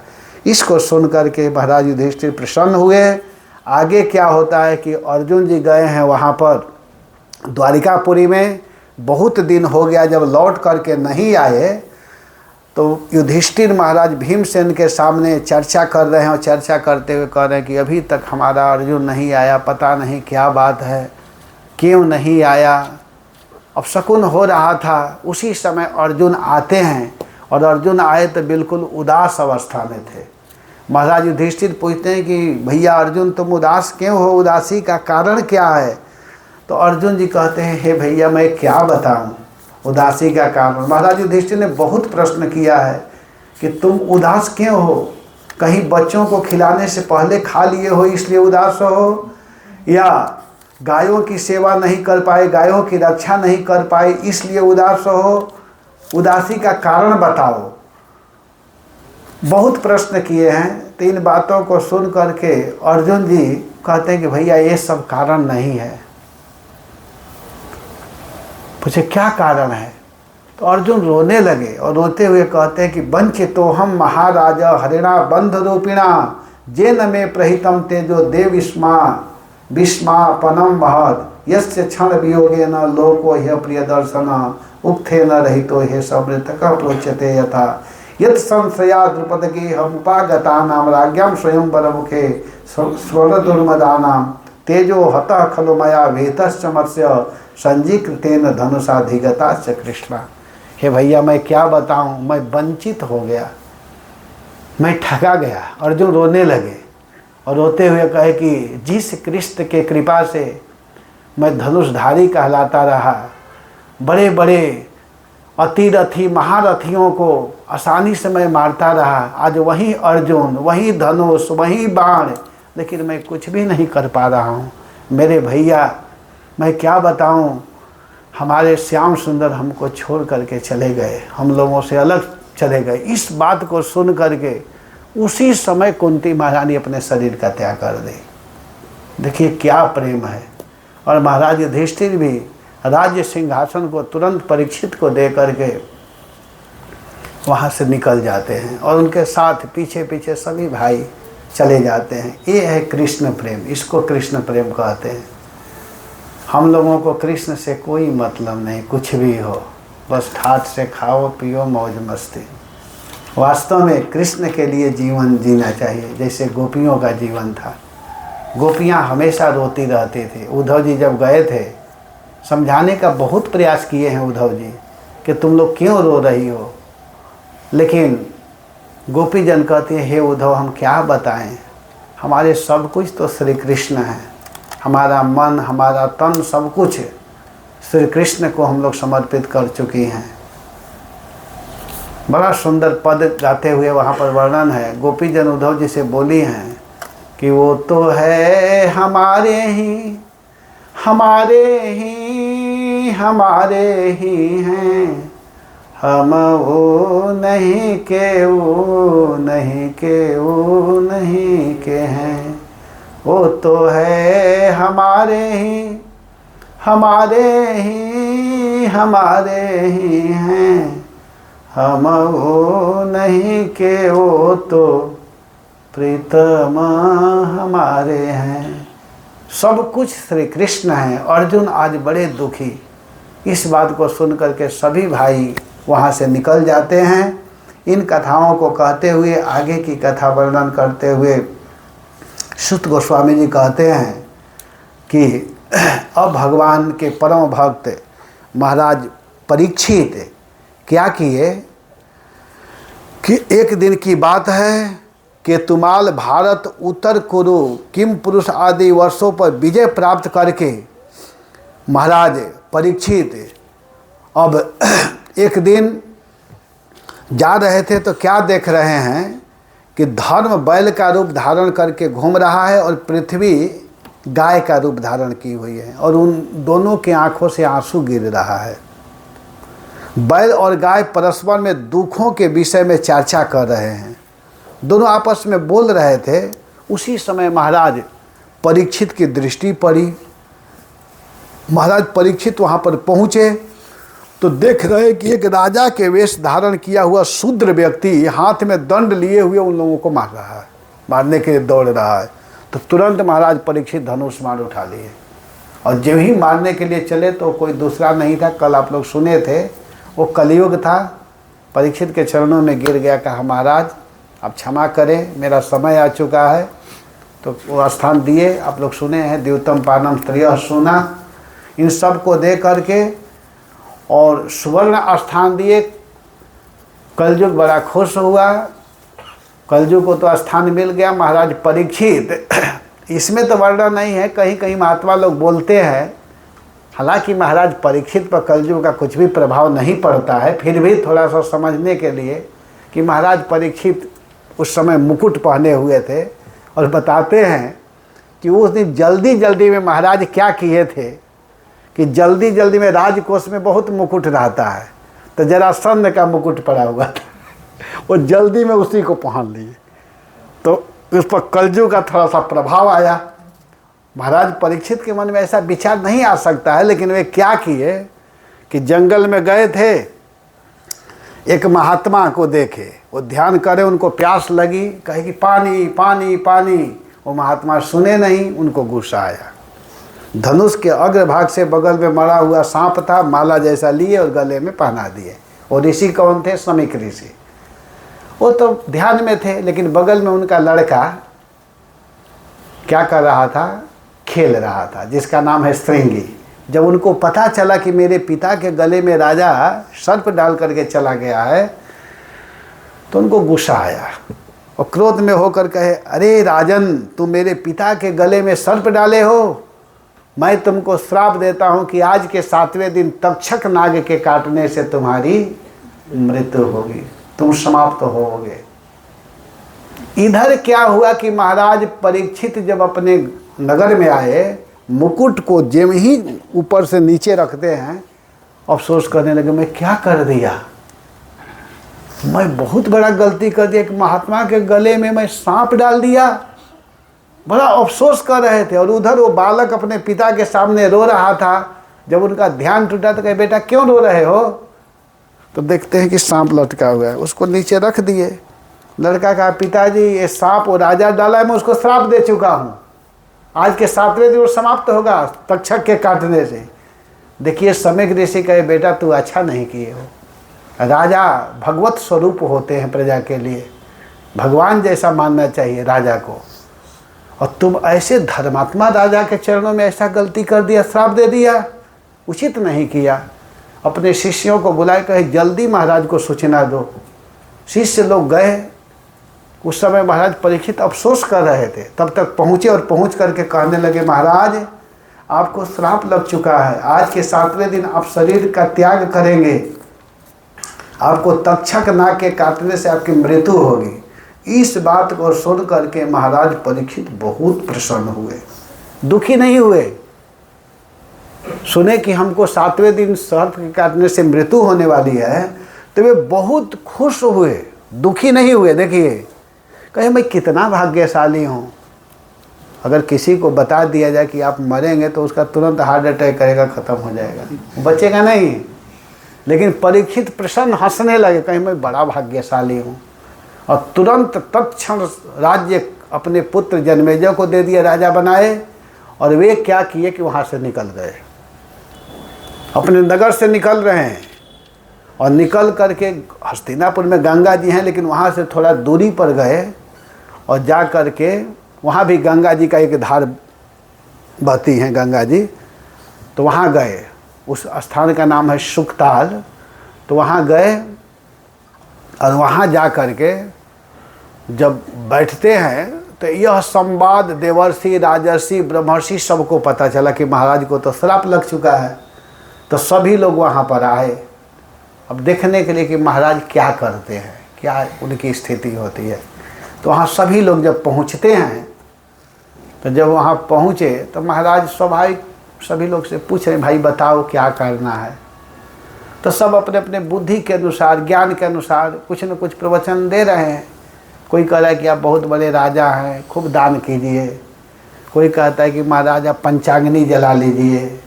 कोई कह रहा है कि नहीं नहीं, गंगा जी है ना, उसमें खड़े हो जाइए। सब अपने अपने बुद्धि से कुछ न कुछ बता रहे हैं। लेकिन महाराज उन सब उत्तर से प्रसन्न नहीं है। महाराज तो भक्त हैं भगवान के, उनको तो पता है क्या करना है। उन सब के बातों को सुन रहे हैं, लेकिन कोई सही बात बता नहीं रहा था।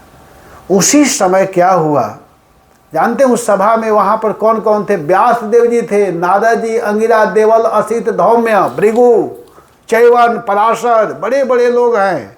देवर्षि, राजर्षि, ब्रह्मर्षि सभी लोग एकत्रित हैं, लेकिन कोई सही बात बता नहीं पा रहा था क्या करना है। उसी समय तत्राद भवद भगवान व्यास पुत्र यदृक्षयागामटमानपेक्षा अलक्षलिंगो निजलाभतुष्टो वृतैश्च बालैर अवधूतवेशः। तत्राद भवद भगवान व्यासपुत्र, भगवान व्यासदेव के पुत्र सुखदेव गोस्वामी का आगमन होता है, जिनका उम्र 16 साल हो रहा था। 2 वर्ष 16 वर्ष के थे।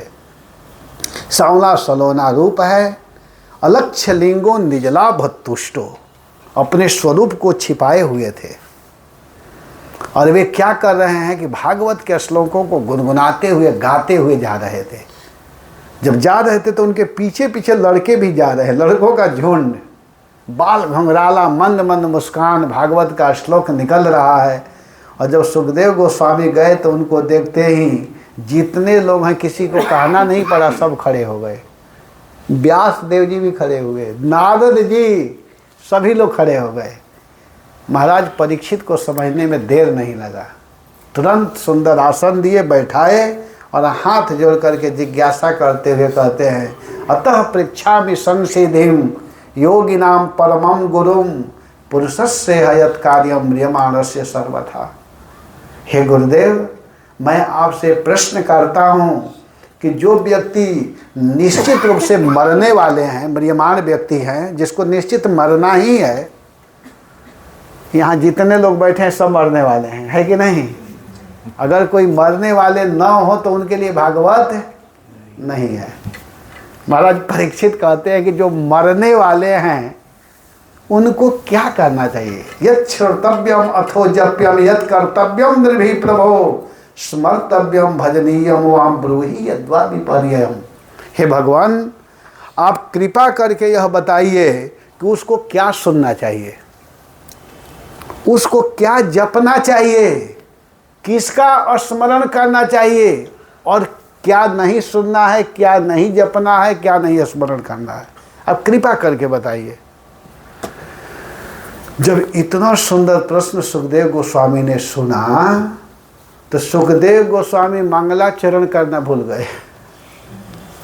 देखिए ये तो बड़ा सुंदर श्रोता है, ऐसा तो प्रश्न कोई करता नहीं है। जाते ही पूछते महाराज हाथ देखिए मेरे भाग्य में क्या है, विवाह है कि नहीं है, नौकरी है कि नहीं है, मेरा लड़का क्या करेगा, अरे लड़का क्या करेगा, तुम पहले अपना तो देखो क्या कर रहे हो। लेकिन सुखदेव गोस्वामी कहे कि ये व्यक्ति विचित्र है, प्रश्न कर रहा है कि मरने वाले व्यक्ति को क्या करना चाहिए। तो कहते हैं बड़ी यान से ते प्रश्न। भागवत चालू कर दिए सुखदेव जी, यहाँ से द्वितीय स्कंद से चालू कर रहे हैं सुखदेव जी बोलना। कहते हैं कि ते प्रश्न बड़ी यान, ते माने आपका जो प्रश्न है बड़ा सुंदर है, बड़ी यान, बहुत सुंदर आप प्रश्न किए हो। लोकहितम नृपः कृतः, हे राजन आपने जगत के हित के लिए किया है। वास्तव में महाराज परीक्षित जगत के हित के लिए प्रश्न कर रहे हैं, क्योंकि वो कोई साधारण व्यक्ति नहीं है, राजा हैं, जगत का कल्याण चाहते हैं। कहते हैं कि आपने जगत हित के लिए प्रश्न किया है राजन। तो देखो ऐसे तो संसारिक व्यक्ति के लिए बहुत कुछ करने लायक है, संसार में जिनका मन फंसा हुआ है उनके लिए तो बहुत कुछ है।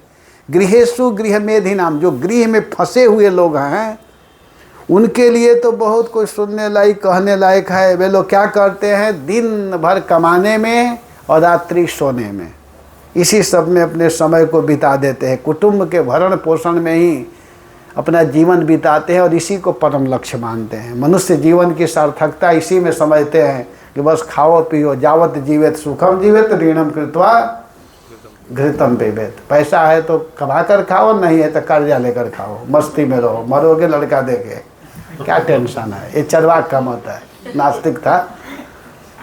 लेकिन वास्तव में यह शरीर का, यह मनुष्य धर्म का लक्ष्य नहीं होना चाहिए, यह मनुष्य का कर्तव्य नहीं है। सुखदेव जी कहते हैं कि देहापत्र कलत्रादि, लोग अपने देह को सजाने में, अपत्य पुत्र को संभालने पोषने में, स्त्री के लिए देहापत्र कलत्रादि, अपने शरीर को, कुछ लोग ऐसे होते हैं कि घंटों शरीर में ही समय बर्बाद कर देते हैं। शरीर जितना सुंदर हो जाए, अरे सुंदर हुआ कुछ भी हो, अंत में बस तीन ही अवस्था को प्राप्त होगा, तीन ही उसकी गति है शरीर की। आग में डालेंगे राख बनेगा, पानी में डालेंगे उसके भीतर रहने वाले खाएंगे, वो क्या हो जाएगा, क्या बनेगा, मल बन जाएगा, जीव खाएंगे तो। और उसको जमीन के नीचे डालेंगे तो कीड़े बन जाएंगे, उसमें सड़ गल करके सब होता है। तीन ही अवस्था है, देह तो इसी अवस्था को प्राप्त करता है।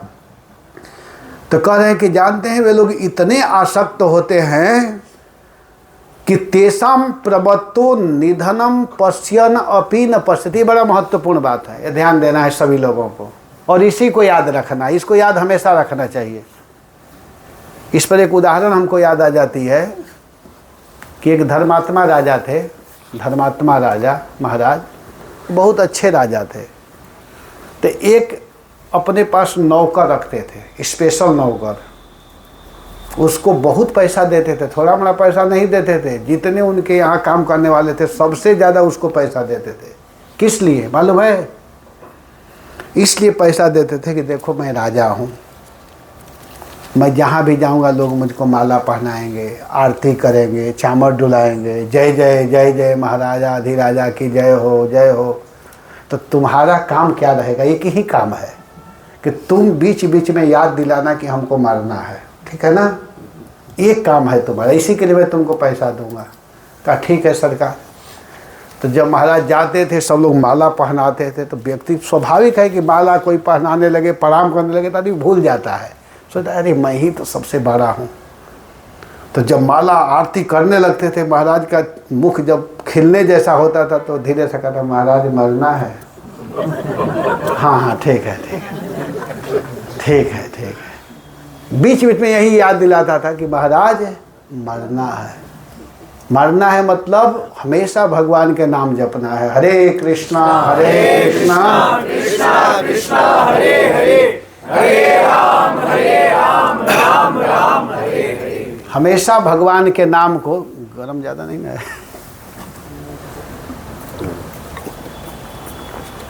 तो यहाँ पर क्या हुआ कि सुखदेव गोस्वामी कहते हैं कि लोग इतने आसक्त हो जाते हैं घर गृहस्थी में। प्रमत्त माने, प्रमत्त का मतलब होता है एकदम मतवाला, सीधा समझिए।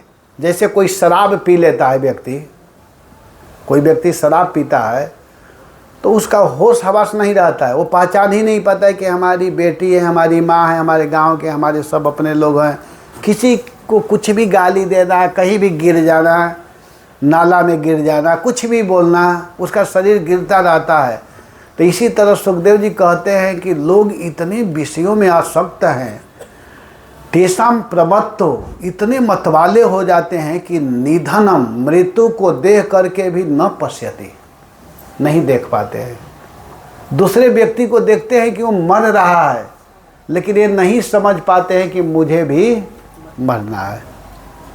सुखदेव गोस्वामी इस पर बहुत जोड़ दिए हैं, इस श्लोक को बड़ा जोड़ दिए हैं। कहें कि वो इतना मतवाला होता है कि वो समझ ही नहीं पाता है कि मुझे भी मरना है, और इसी में लगा रहता है।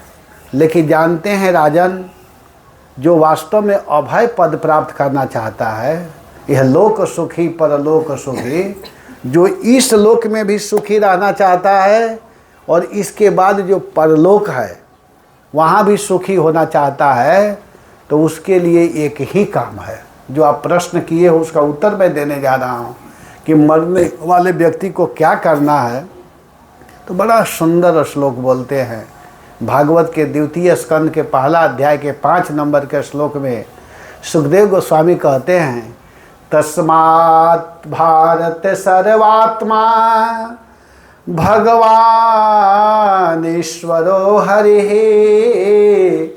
श्रोतव्यः कीर्तितव्यश्च स्मर्तव्यम चेक्षता भयम। अभय पद को अगर कोई प्राप्त करना चाहता है तो उसे क्या करना चाहिए? हे भरत वंश में जन्म लेने वाले महाराज परीक्षित, उसे क्या करना चाहिए कि सर्वात्मा, जो सर्वात्मा, जो सबके आत्मा है। सर्वात्मा का अर्थ किए हैं आचार्य लोग, जो सर्व प्रिय हैं, जो सबके प्रिय हैं। सर्वात्मा वो सबके प्रिय हैं, उनका आश्रय स्वीकार करो। सर्वात्मा वो सबके प्रिय हैं। तो कोई कह सकता है कि आप कैसे उनको प्रिय कह रहे हो, सबके प्रिय कैसे हो सकते हैं? तो कह रहे कि नहीं नहीं, वो सबके प्रिय हैं। आप मानो या ना मानो, लेकिन मानना पड़ेगा। वो कहेगा हम तो नहीं मानते हैं कि वो सबके प्रिय हैं। तो माने पूछे कि तुम किसको मानते हो प्रिय? तो कहे कि मैं अपने बच्चों को मानता हूँ, स्त्री को मानता हूँ, अपने भाई माता पिता को मानता हूँ प्रिय। कहे नहीं, तुमको मानना पड़ेगा। कहे भाई तो नहीं मानता हूँ। तो कहे कि मैं तुमको मना करके ही मानूंगा। जिस दिन इस शरीर से आत्मा निकलता है, आत्मा जब ही निकलता है, तो कितना हो सुंदर स्त्री का शरीर हो, बेटा का शरीर हो, माता पिता भाई बंधु गुरु किसी का भी शरीर हो, व्यक्ति उसको एक दिन भी रखना नहीं चाहता है। क्यों नहीं रखना चाहता है? क्योंकि जो प्रिय वस्तु है वो निकल गया। वहाँ प्रश्न करना चाहिए, अरे भाई तुम क्यों रो रहे हो? शरीर तो यही है। जिस स्त्री से प्रेम करते हो, जिस पिता जिस पति से प्रेम करते हो, वो तो यहीं पड़ा हुआ, इसको बक्सा में बंद करके रख लो। क्यों रो रहे हो? ये तो शरीर यही है ना, इसी से मैं प्रेम करता था। और जिससे प्रेम करना चाहिए वो तो तुम्हारे पास है, लेकिन जिससे तुम सोचते हो कि यह प्रेम करने लायक है, ये तो शरीर वास्तव में प्रेम करने लायक नहीं है। जो प्रेम करने लायक है उसको मैं कह रहा था तो तुम किया नहीं, और वो कभी मरता नहीं है। कहने का मतलब है कि उसके भीतर जब वह आत्मा रहता है, आत्मा के उपस्थिति के कारण यह शरीर प्रिय होता है। और जिस जाति में जन्म लेता है वो जाति प्रिय हो जाता है। जिस गांव में जन्म लिया वो गांव प्रिय हुआ, जिस राज्य में जन्म लिया वो राज्य, जिस देश में जन्म लिया वो देश प्रिय। तो सारा प्रियता का कारण क्या है? बताइए क्या कारण है? आत्मा। आत्मा के उपस्थिति के कारण सारा प्रियता आपको दिखाई दे रहा था। लेकिन जिस दिन आत्मा निकला उससे कोई प्रेम नहीं है, कुछ नहीं है। कितना ही सुंदर शरीर क्यों ना हो, व्यक्ति उसको जला देता है, उसको पानी में डाल देता है, मिट्टी के नीचे फेंक देता है। तो इसका मतलब कि ये शरीर प्रिय नहीं था। तो इसीलिए यहाँ पर सुखदेव गोस्वामी महाराज कहते हैं कि वो सर्वात्मा है, सर्वात्मा ने सबके प्रिय हैं। तो सर्वात्मा है कौन? तो कहते हैं भगवान, वही भगवान है। ऐश्वर्यस्य समग्रस्य वीर्यस्य यशस्य ज्ञान वैराग्य यश्चैव षडाणाम भगति, ये बात बताया गया है। ये भगवान है। वो भगवान कौन है? तो उनको कहा गया हरि, वही हरि है जो सबको आनंद देने वाले।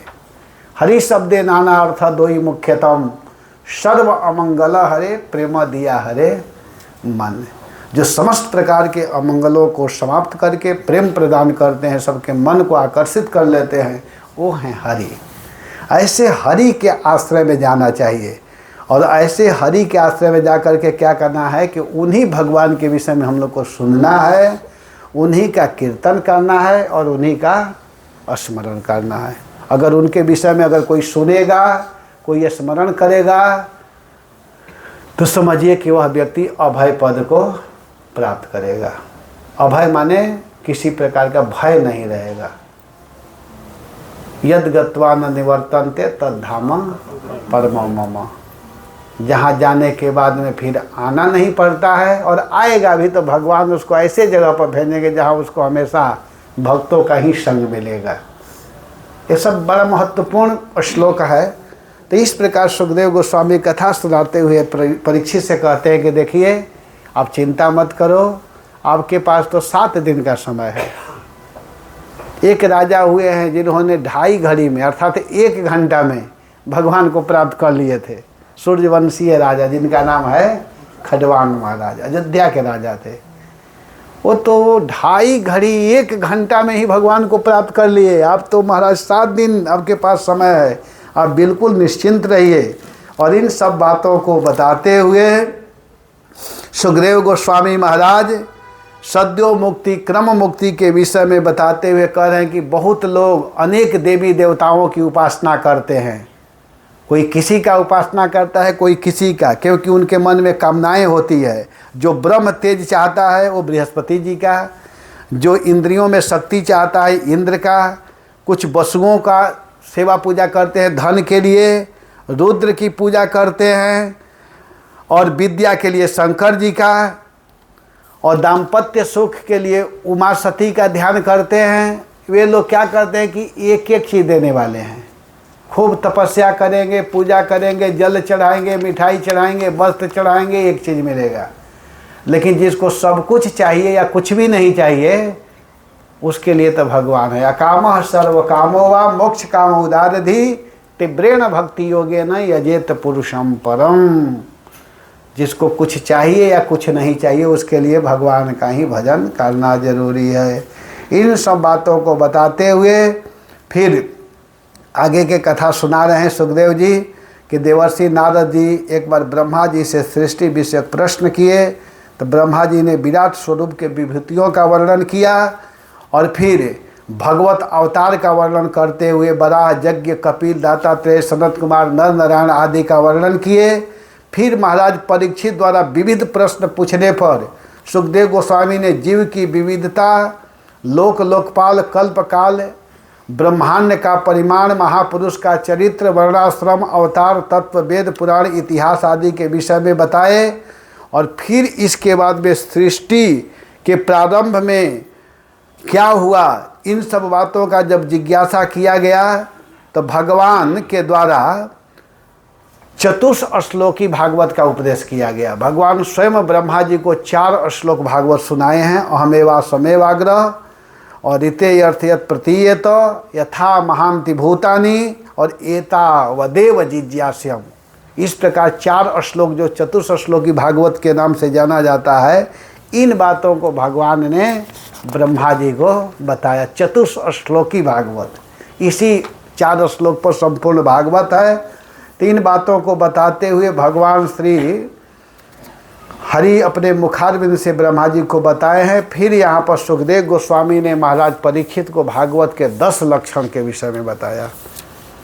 अत्र सर्ग विसर्ग च स्थान पोषण मुत्तय मनवंतरेशानु कथा निरोधो मुक्ति आश्रय। ये भागवत का 10 लक्षण है जिसको परीक्षित को बताए। सर्ग विसर्ग स्थान पोषण उति मनवंतर ईशानु कथा निरोध मुक्ति और आश्रय। सर्ग किसे कहते हैं बता रहे हैं कि जो भगवान के द्वारा जिसकी सृष्टि की जाती है उसको सर्ग कहते हैं। भूत मातेन्द्रियम धीयाम जन्म भगवतः सृष्टि, जिसको भगवान स्वयं सृष्टि करते हैं। और इसके बाद विसर्ग, विसर्ग उसको कहते हैं कि ब्रह्मा से लेकर के चींटी पर्यंत जो भी सृजन करते हैं उसको विसर्ग कहा जाता है। इसके बाद में स्थिति, ऋतेन सत्येन च जगतो व्यवस्था स्थानम वैकुंठस्य भगवतो विजय सृष्टानाम तत्मर्यादा पालन उत्कर्षण स्थिति स्थानम। सृष्टि को मर्यादा में रखने से भगवत उत्कृष्टता को ही स्थान कहते हैं। सृष्टि को कैसे मर्यादा में रखना है इसी को स्थिति या स्थान कहते हैं। फिर पोषण, पोषण का मतलब होता है ईश्वरानुग्रहेण, ईश्वर के अनुग्रह से प्रजा का कैसे पालन पोषण होता है इसको पोषण कहते हैं। पोषण ये 6वां स्कंद में इसका वर्णन है। रजोगुण तमोगुण और सतोगुण ये सब का वर्णन किया गया है। अजामिल उपाख्यान आदि का वर्णन सुनेंगे आप लोग। इसके बाद में उति, उति का मतलब होता है जगतो रचना हेतु कर्म वासना जो बंधन में डालती है। कर्म के अनुसारिणी वासना, सत वासना असत वासना और मिश्र वासना, ये 7वें स्कंद में इसकी कथा है। तीनों वासना का वर्णन किया गया है। इसके बाद में मनवंतरम, मनवंतर युग परिवर्तन, मनवर्तन मनवंतर का वर्णन किया गया है। फिर ईशानु कथा 9वां स्कंद में वर्णन है। ईशानु कथा माने ईश और अनु, ईश कहते हैं भगवान को, अनु कहते हैं उनके पीछे भक्त, भक्त और भगवान की कथा 9वें स्कंद में है, जिसमें सूर्य वंश और चंद्र वंश का वर्णन किया गया है। 8वां निरोध माने दुष्टों का संहार, वध विध्वंस, उसी को निरोध कहते हैं। बड़े बड़े दुष्टों का संहार भगवान 10वें स्कंद में किए हैं। और मुक्ति, मुक्ति का मतलब होता है मोक्ष, मुक्तिर्हित्वा अन्यथा रूप स्वरूपेण व्यवस्थिति इति मुक्ति। जो अपने स्वरूप में स्थित रहता है उसी को मुक्ति कहते हैं। अपने स्वरूप को समझना, जो जैसे अभी हम लोग मान लीजिए हैं और अपने स्वरूप को समझ रहे हैं तो हम लोग मुक्त हैं। मुक्त का मतलब भगवान को समझ, भगवान जीवेर स्वरूप है कृष्णेन नित्य दास इति मुक्ति, बस सीधा समझिए यही मुक्ति है। मुक्ति का मतलब जो भगवान को समझ रहा है वह मुक्त है, उसको फंसने का कोई मतलब ही नहीं है, वो फंसता नहीं, संसार में रहते हुए भी वो मुक्त है। और अंतिम लक्षण है आश्रय। आश्रय का मतलब हुआ है अपाश्रयश्च, मतलब किसका शरण ग्रहण करना है, किसके आश्रय में जाना है। तो श्री कृष्ण शरणम मम, हम लोग बोलते हैं ना श्री कृष्ण के शरण में जाना, अर्थात श्री कृष्ण के प्रति अपने आप को समर्पित कर देना। भगवान ही हमारे सब कुछ हैं, भगवान ही हमारे सर्वाश्रय हैं। सर्वाश्रय कृष्णाश्रय, कृष्ण ही हमारे आश्रय हैं। कृष्ण के आश्रय में जाना ही अंतिम है। क्या है? आश्रय। किसका आश्रय स्वीकार करना है? भगवान का। तो भगवान का स्वीकार करना। इस प्रकार भागवत के 10 लक्षण का वर्णन किया गया है। अब बढ़ाना है या बंद करना है? 2 स्कंद हो गई कथा। 10 मिनट। हाँ 10 मिनट। हरे कृष्णा कृष्णा कृष्णा हरे हरे, हरे राम राम राम। तो देखिए ये बड़ा महत्वपूर्ण प्रसंग है। हम लोग 2 स्कंद की कथा सुन लिए, प्रथम स्कंद और द्वितीय स्कंद। तृतीय स्कंद में 33 अध्याय की कथा है। तृतीय स्कंद जो है वो 33 अध्याय की कथा है। इसमें वर्णन करते हुए दूसरे स्कंद के अंत में पूछे गए प्रश्नों का उत्तर सूत गोस्वामी जो सुखदेव और परीक्षित के द्वारा जो संवाद है उसी को प्रस्तुत करते हुए कह रहे हैं, महाराज परीक्षित जो प्रश्न किए हैं कि भगवान मैत्रेय जी के साथ विदुर जी का कैसे संपर्क हुआ, कहाँ समागम हुआ। पवित्र आत्मा जो विदुर जी हैं, महात्मा मैत्रेय के असाधारण प्रश्नों का कृपा करके आप बताइए। जो विदुर जी मैत्रेय जी से जो प्रश्न किए हैं, हे भगवान आप कृपा करके आप हमको सुनाइए। कौन कह रहे हैं? परीक्षित महाराज। किससे कह रहे हैं? सुखदेव गोस्वामी से। तब सुखदेव गोस्वामी उत्तर देना प्रारंभ करते हैं। तृतीय स्कंद और चतुर्थ स्कंद की जो कथा है, मैत्रेय जी और विदुर जी का प्रसंग है उसमें। तो उसी कथा को अब सुखदेव गोस्वामी सुनाना प्रारंभ करते हैं।